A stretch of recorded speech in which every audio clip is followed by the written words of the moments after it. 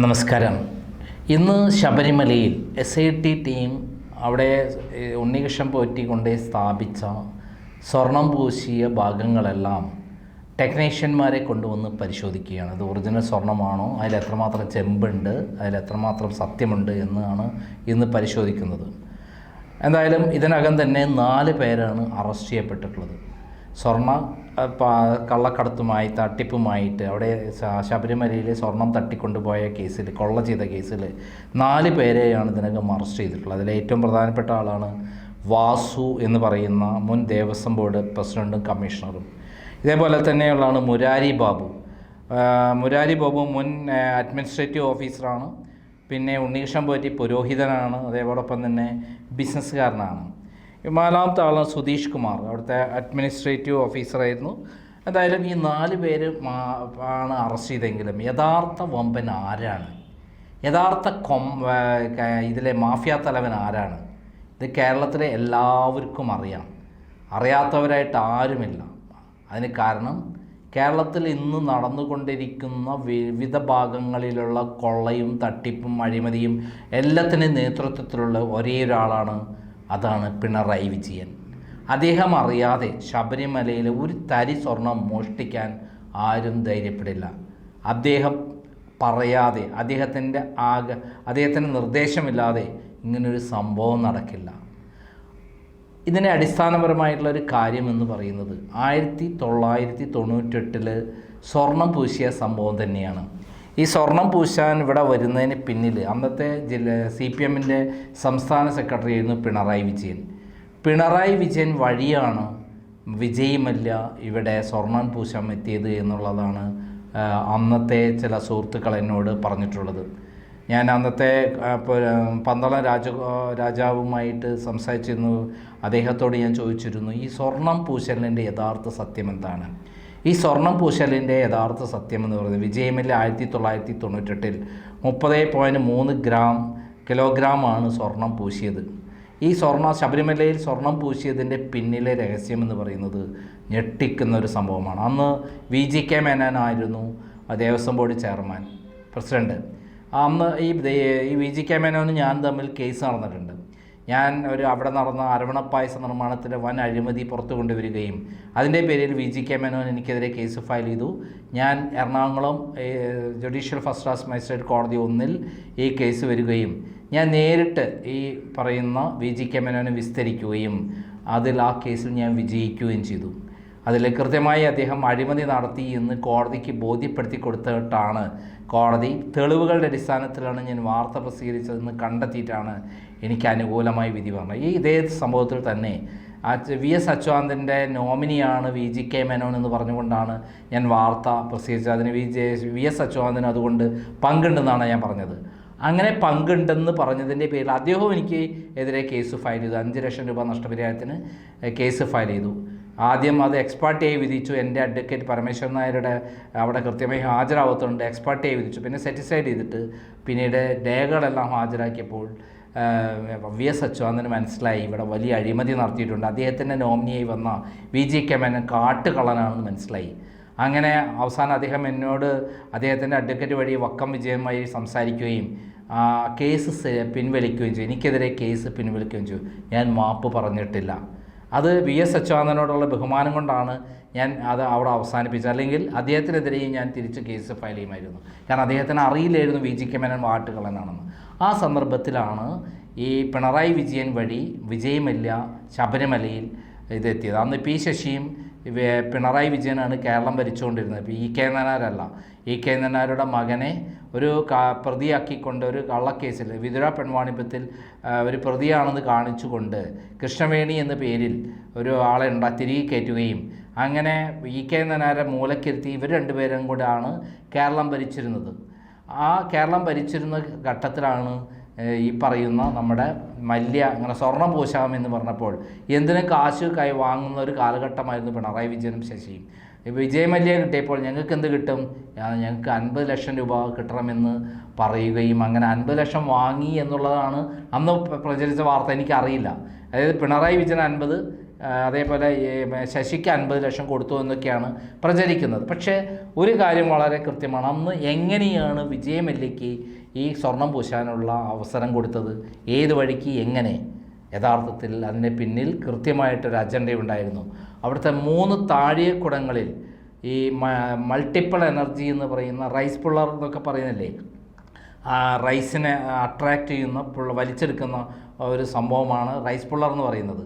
യഥാർത്ഥത്തിൽ ഇത് multiple energy അടങ്ങി ന്യൂക്ലിയർ ബോംബും അതേപോലെ ഈ സാറ്റലൈറ്റ് വിക്ഷേപണത്തിനും മറ്റൊക്കെ ഉപയോഗിക്കുന്ന ഒരു പവറാണ് അതിൻ്റെ അകത്തുള്ളത്. ആ പവറിന് നമ്മൾ ചിന്തിക്കുന്നതിനപ്പുറമാണ് വിലയുള്ളത്. ഇതിൽ എങ്ങനെ ഒരു പവർ ഉണ്ടെന്നും റൈസിനെ ആകർഷിക്കുന്നുണ്ടെന്നും അതേപോലെ ധാന്യങ്ങളെ ആകർഷിക്കുന്നുണ്ടെന്നും ഇതിൽ ടെസ്റ്റ് നടത്തി ജെന്യൂനാണെന്ന് അവർക്ക് അതിനുള്ള അവസരങ്ങൾ ഉണ്ടായി. വിജയമല്യ ആദ്യം തന്നെ മല്യനെയൊക്കെ അവിടെ പറഞ്ഞേച്ച് അതിനുള്ള അവസരങ്ങൾ ഒരുക്കി. അവിടുത്തെ പൂജാരികളെയൊക്കെ പിടിച്ച് ഇതിൻ്റെ ടെസ്റ്റൊക്കെ നടത്തി അതിൽ ഒറിജിനലാണ് ഈ സംഭവം എന്ന് മനസ്സിലാക്കുകയും ഇത് മുമ്പത്തെ ചെമ്പ് കൊണ്ടുണ്ടാക്കിയതായിരുന്നു താഴികക്കുടം. അതിൽ ഈ ഇടിമിന്നൽ വഴിയോ മറ്റു വഴിയോ അതിനകത്ത് പവർ കയറുകയും ഈ പവർ അടങ്ങിയത് തട്ടിയെടുത്ത് കൊണ്ടുപോയി കഴിഞ്ഞാൽ ഏറ്റവും ചുരുങ്ങിയത് 10-30 ലക്ഷം കോടി കിട്ടുന്നതാണ് ഇന്നത്തെ വിലയ്ക്ക്. അന്ന് എത്രയാണെന്ന് എനിക്കറിയാം, എന്നാലും ഒരു 3 ലക്ഷം നമുക്ക് കൂട്ടാം. അന്ന് സ്വർണം പൂശാനായിട്ട് മാക്സിമം പോയാൽ വിജയമല്യയ്ക്ക് 1 കോടി രൂപയെ ചിലവാവുള്ളൂ. 50 ലക്ഷം രൂപ പിണറായിക്കും മറ്റേ പി ശശിക്കും എല്ലാം കൈക്കൂലി കൊടുത്തോടുകൂടി ആ പ്രശ്നം തീർന്നു. പിന്നെ വേറെ പ്രശ്നമല്ല. പിന്നെ VG മേനോൻ എത്ര കൊടുത്തു എന്ന് എനിക്കറിയില്ല. ഇതൊക്കെ അന്ന് പ്രചരിച്ച കാര്യമാണ് കേട്ടോ. ആ സംഭവത്തിൽ അന്ന് എല്ലാ നിയമങ്ങളും ലംഘിച്ചുകൊണ്ട് വിജയമല്യയ്ക്ക് സ്വർണം പൂശാൻ അവസരം കൊടുത്തതാണ്. എന്നിട്ട് അവരെ കസ്റ്റഡിയിലായിരുന്നു അമ്പലം കുറേ കാലം. ആ സമയത്താണ് അതിൻ്റെ ടെക്നീഷ്യൻസ് മെട്രോളജിസ്റ്റുമാരെ കൊണ്ടുവന്ന് ടെസ്റ്റ് ചെയ്യുന്ന ആൾക്കാരെ കൊണ്ടുവന്ന് ഇത് താഴിക്കുടങ്ങൾ അഴിച്ചെടുത്ത് അവർ കൊണ്ടുപോയി പകരം സ്വർണം പൂശിയെ പകരമുള്ള ഒരു താഴിക്കുടം ഉണ്ടാക്കി കൊണ്ടുവെക്കുകയും ചെയ്തു. ഇതാണ് അവിടെ നടന്നത്. യഥാർത്ഥത്തിൽ ഇപ്പോഴത്തെ വിലയുള്ള 30 ലക്ഷം കോടി രൂപയ്ക്കുള്ള സാധനം കൊണ്ടുപോയിട്ട് 1 കോടി രൂപയുടെ സാധനം തട്ടി അവിടെ വെച്ചു. ഇവിടെ അന്ന് പിണറായിക്കോ അതേപോലെ പി ശശിക്കോ ഇതിൻ്റെ യഥാർത്ഥ മൂല്യം അറിയില്ലായിരുന്നു. ഇത്ര കോടാനുകോടി രൂപ വിലയുള്ളതാണെന്ന് അറിയില്ലായിരുന്നു. വിജയമല്യ അത് കൊണ്ടുപോയി ഈ അന്ന് മുതലാണ് യഥാർത്ഥത്തിൽ ശബരിമലയിൽ തട്ടിപ്പ് തുടങ്ങുന്നത്. VG മേനോൻ ശബരിമല അരവണപ്പായസ നിർമ്മാണത്തിൽ 200 കോടി രൂപയുടെ അഴിമതിയാണ് നടത്തിയത്. അതാണ് ഞാൻ ക്രൈം പുറത്തു കൊണ്ടുവന്നത്. അതിനുശേഷമാണ് യഥാർത്ഥത്തിൽ ഇത്തരത്തിലുള്ള CPM ഭരിക്കുന്ന സന്ദർഭത്തിലാണ് ശബരിമല കൊള്ള ചെയ്ത് കോടാനുകോടി രൂപ ഉണ്ടാക്കാനുള്ള ഒരു സ്ഥലമാണെന്ന് മനസ്സിലാക്കി എത്ര വാരിയാൽ അവിടെ നിന്ന് കിട്ടും. അത് എത്ര ലക്ഷം ജനങ്ങളാണ് അവിടെ സ്വർണവും അല്ലാതെയും മറ്റേതൊക്കെ കൊണ്ടിടുന്നത്. അതെന്നൊക്കെ എത്രമാത്രം കണക്കിൽപ്പെടുന്നില്ല എന്നൊക്കെ നമ്മൾ ശരിക്കും അന്വേഷണം നടത്തിയാൽ ഞെട്ടിപ്പോകും. അങ്ങനെയുള്ള സ്ഥലത്താണ് ഇപ്പോൾ ഈ പറയുന്ന നമ്മുടെ വിജയമല്യ കൊണ്ടുവന്ന സ്വർണം തട്ടിയെടുത്ത് വിറ്റതും അതിൽ ഇങ്ങനെയൊക്കെ ഉണ്ടായതും ഈ പറയുന്നവരാണോ യഥാർത്ഥ പ്രതികൾ? അല്ല. ഇന്ന് പത്മകുമാറിനെ ചോദ്യം ചെയ്യാൻ വിളിപ്പിച്ചിട്ടുണ്ട്. പത്മകുമാറിന് പോയേ പറ്റുള്ളൂ. പത്മകുമാർ ചോദ്യം ചെയ്യപ്പെട്ടാൽ പത്മകുമാർ ആ ഒരാളുടെ പേര് വെളിപ്പെടുത്തും. ആരാണെന്നറിയാമോ? പത്മകുമാർ ദേവസ്വം ബോർഡ് പ്രസിഡൻ്റായ ആക്കുന്നതിന് മുമ്പ് പിണറായി വിജയൻ അദ്ദേഹത്തോട് ഫോണിലൂടെ സംസാരിച്ച് കാറിൽ യാത്ര ചെയ്യുമ്പോൾ സംസാരിക്കുമ്പോൾ വേറൊരാൾ ഇത് കേട്ടിരുന്നു. അതിൽ പിണറായി വിജയൻ പറഞ്ഞത് എന്താണെന്ന് അറിയാമോ? ഈ ശബരിമലയിൽ നിന്ന് എല്ലാ കാര്യങ്ങളും ചെയ്യാൻ തയ്യാറുണ്ടെങ്കിൽ മാത്രം പ്രസിഡൻ്റായിരുന്നാൽ മതി എന്നാണ്. അന്ന് പിണറായി വിജയൻ്റെ വലങ്കയ്യാണ് ഈ പറയുന്ന പത്മകുമാർ. അതിൻ്റെ അർത്ഥം ഈ ശബരിമല കൊള്ള ചെയ്ത് കിട്ടാവുന്നതിൽ അടിച്ചെടുത്തോ എന്നാണ് ഈ പത്മകുമാറിനോട് പറഞ്ഞത്. അപ്പോൾ ആരാണ് യഥാർത്ഥ പ്രതി? പിണറായി വിജയനാണ്. അത് ഈ പത്മകുമാർ ചോദ്യം ചെയ്യലിൽ വെളിപ്പെടുത്തി. എന്തായാലും പത്മകുമാർ അറസ്റ്റിലാകും. പത്മകുമാർ സ്വന്തം ജീവൻ രക്ഷപ്പെടുത്താൻ വേണ്ടി കൃത്യമായി പിണറായി വിജയൻ്റെ പേര് പറഞ്ഞാൽ പത്മകുമാറും കൂടെ രക്ഷപ്പെടും. കാരണം പിണറായി വിജയൻ എല്ലാ കേസും അട്ടിമറിക്കാൻ വേണ്ടിയിട്ട് വഴികളൊക്കെ അറിയാം. എന്നാൽ മറ്റുള്ളവർ മാത്രമാണ് പ്രതികളെങ്കിൽ പിണറായി വിജയൻ അവിടെ ഇട്ടേച്ച് പോകും. നമുക്കറിയാം ലാവ്ലിൻ കേസിൽ അട്ടിമറിച്ചത് എങ്ങനെയാണ്? പിണറായി വിജയൻ പ്രതിയായതുകൊണ്ടാണ്. ജഡ്ജിമാരെ വിലക്കെടുത്തു എന്ന് ആരാണ് എന്നോട് പറഞ്ഞതെന്ന് അറിയാമോ? അദ്ദേഹത്തിൻ്റെ അഡ്വക്കറ്റായ MK ദാമോദരനാണ് എന്നോട് പറഞ്ഞു തന്നത്. തിരുവനന്തപുരം CBI ജഡ്ജിന് 5 കോടിയും അതേപോലെ ഹൈക്കോടതി ജഡ്ജിന് 25 കോടിയും യൂസഫ് അലിയുടെ കമ്പനിയിൽ 2 മക്കൾക്ക് ജോലി വാങ്ങിക്കൊടുത്തിട്ടാണ് പിണറായി വിജയൻ കേസ് അട്ടിമറിച്ചതെന്നാണ്. അതേപോലെ ഡൽഹിയിൽ 25 കോടി രൂപയാണ് രമണ എന്ന് പറയുന്ന സുപ്രീം കോടതി ജഡ്ജി ചീഫ് ജസ്റ്റിസായി വന്ന ആൾക്ക് കൊടുത്തത് എന്ന് പറയുന്ന ഒരു കാര്യം കൂടിയാണ്, 50 കോടി രൂപയാണ് കൊടുത്തത് എന്ന് പറയുന്ന ഒരു കാര്യമാണ് എൻ്റെ അടുത്ത് അന്ന് വന്നത്. അതായത് ഇന്ത്യൻ പ്രസിഡന്റിന് അയച്ച കത്തിൽ ഇതെല്ലാ കാര്യങ്ങളുണ്ട്. അജയ് എന്ന് പറയുന്ന ഒരാൾ അയച്ച കത്തിലെ കാര്യങ്ങളാണ് ഞാൻ പറയുന്നത്. ഇത് ഞാൻ പറഞ്ഞതല്ല, ഇത് ഞാൻ പബ്ലിഷ് ചെയ്തിട്ടുള്ളതാണ് നേരത്തെ. അപ്പം ഇങ്ങനെയുള്ള പിണറായി വിജയൻ്റെ പേര് വന്നാൽ ഈ കേസുകളെല്ലാം അട്ടിമറിക്കപ്പെടും എന്നുള്ളത് വ്യക്തമായി മനസ്സിലാക്കിയുള്ള പത്മകുമാർ തനിക്കും രക്ഷപ്പെടാം എന്നുള്ള സ്ഥിതിയിൽ ചിലപ്പം സത്യസന്ധമായി പിണറായി വിജയൻ്റെ പേര് പറയാം എന്നുള്ളതാണ് ഇപ്പോഴത്തെ അവസ്ഥ.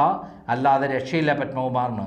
പത്മകുമാർ മാത്രമാണ് കുടുങ്ങുന്നതെങ്കിൽ പിണറായി വിജയൻ അവരെല്ലെങ്കിലും ജയിലിൽ അടയ്ക്കാനുള്ള കൂടുതൽ കാര്യങ്ങൾ ചെയ്തു കൊടുക്കും എന്നുള്ള കാര്യത്തിലും സംശയമില്ല. എന്തായാലും ഹൈക്കോടതി പ്രത്യേക നിരീക്ഷണത്തിൽ സ്പെഷ്യൽ ഇൻവെസ്റ്റിഗേഷൻ ടീം അന്വേഷിച്ചതുകൊണ്ട് മാത്രമാണ് കേരളത്തിൽ ശബരിമലയിലെ ഈ കൊള്ള പുറത്തു വന്നത്. അല്ലെങ്കിൽ പിണറായി വിജയൻ്റെ ഭരണകാലത്ത് എല്ലാ കേസുകളും അട്ടിമറിക്കാൻ അദ്ദേഹത്തിന് അറിയാം. ആടിനെ പട്ടിയാക്കാനും പട്ടിയെ പേപ്പട്ടിയാക്കാനും എല്ലാം പിണറായി വിജയൻ അറിയാം. എനിക്കെതിരെയുള്ള എത്ര കള്ളക്കേസുകളാണ് എടുത്തത്. അന്ന് പത്രങ്ങളോടും ചാനലുകളോടും പറഞ്ഞ് ഞാൻ കുറ്റസമ്മതം നടത്തിയെന്നാണ്. ഞാനൊരു കുറ്റസമ്മതവും നടത്തിയിട്ടില്ല. 34 ദിവസം ജയിലിൽ കിടന്നൊരു കേസിൽ ഹൈക്കോടതി പറഞ്ഞെന്താ, എൻ്റേത് കള്ളക്കേസാണ്, എനിക്കെതിരെ യാതൊരു തെളിവുമില്ല എന്നാണ്. ഇതേപോലെ വീണ ജോർജിൻ്റെ പേരിൽ ഞാൻ അശ്ലീലം പറഞ്ഞു എന്നിട്ടൊരു കേസ് എടുത്തിരുന്നു. അതിൽ ഹൈക്കോടതിയിൽ ഇപ്പോൾ കോഷ്യം കൊടുത്തിരിക്കുകയാണ്. ആ കോഷ്യം കൊടുത്തിട്ട് പ്രോസിക്യൂഷൻ വരുന്നില്ല. കേസ് എടുക്കാൻ വേണ്ടി പറഞ്ഞ് ഞങ്ങൾക്ക് ഒരാഴ്ച കൂടി കഴിയണമെന്ന് പറഞ്ഞ് നിൽക്കുകയാണ്. ആ കേസിൽ തീർച്ചയായും അത് കോഷ് ചെയ്ത് പോകുമെന്ന് വിശ്വസിക്കുന്ന ഒരാളാണ് ഞാൻ. ആണെങ്കിൽ വീണ ജോർജ് 1-ാം പ്രതിയായിക്കൊണ്ട് അതിൽ തിരിച്ച് കേസ് അവർ അറസ്റ്റ് ചെയ്യപ്പെടും എന്നുള്ള കാര്യത്തിൽ സംശയമില്ല. 7 ദിവസം ഞാൻ ജയിലിൽ കിടന്നത്.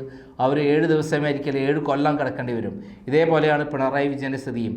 എന്തായാലും പിണറായി വിജയൻ്റെ പേര്, അതായത് ഈ കൊള്ളയ്ക്കൊക്കെ പിന്നിലെ യഥാർത്ഥ ശക്തിയായ, യഥാർത്ഥ മാഫിയ തലവനായ, കൊള്ളത്തലവനായ, തട്ടിപ്പ് വീരനായ പിണറായി വിജയൻ്റെ പേര് പത്മകുമാർ പറയുമോ ഇല്ലയോ എന്നുള്ളതാണ് നമ്മൾ കാതോർത്തിരിക്കേണ്ടത്. അങ്ങനെ പറയാനാണ് സാധ്യത. പറഞ്ഞാൽ പിണറായി വിജയൻ അറസ്റ്റിലാവും. കാരണം ഹൈക്കോടതി നിരീക്ഷണത്തിലാണ് കേസ് നടക്കുന്നത്. ഇവിടെ ഈ അന്വേഷിക്കുന്ന ഉദ്യോഗസ്ഥന്മാർക്ക് ഈ ഗവൺമെൻറ്റുമായി യാതൊരു ബാധ്യതയുമില്ല. അവർ കൃത്യമായി ആ കാര്യങ്ങൾ നടത്തിക്കഴിഞ്ഞാൽ പിണറായി വിജയൻ അറസ്റ്റിലാകും എന്നുള്ള കാര്യത്തിൽ യാതൊരു സംശയവും വേണ്ട. നന്ദി, നമസ്കാരം.